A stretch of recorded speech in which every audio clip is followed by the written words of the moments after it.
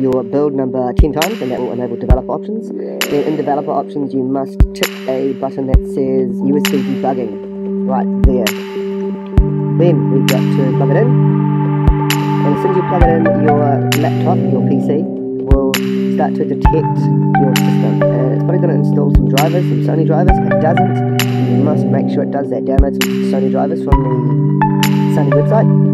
And then once you've done that, go to the link that says vroot, and you can download an app called vroot. Right, so as you can see, it says it can't find the drivers, so I'm going to search into it for them, and that'll be all good. So let me just fast forward this, because it's got to install them, and navigate to the website. I'll put a link in the description to that. Then click on this green button. Now this is all in Mandarin or Japanese. So click on that button, it'll download, so the bottom left corner, it's downloading. Drives are still downloading as well. Let me just fast forward this a little bit.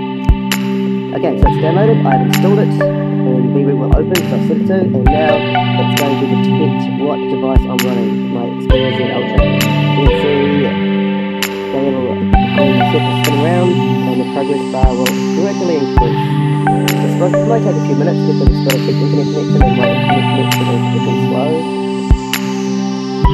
Okay, there we go, so wait, I'm just going to fast forward this a little bit.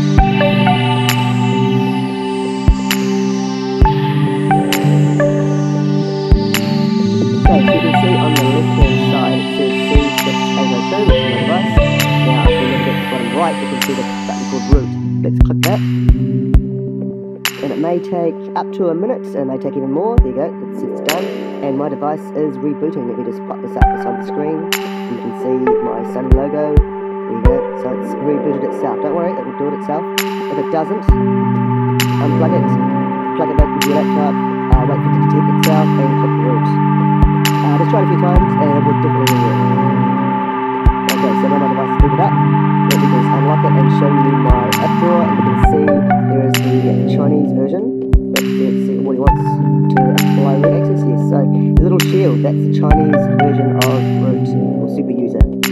So now what we need to do is go to the Play Store, download Super User or Super SU, you can see I've already downloaded it here, and click X, and it will say update binaries, yes, and then it will say how do you want to do it. Just do it normally, and it will say, yep, done, you have root access. Now, you can have two versions of Super User, a Chinese version and an English version.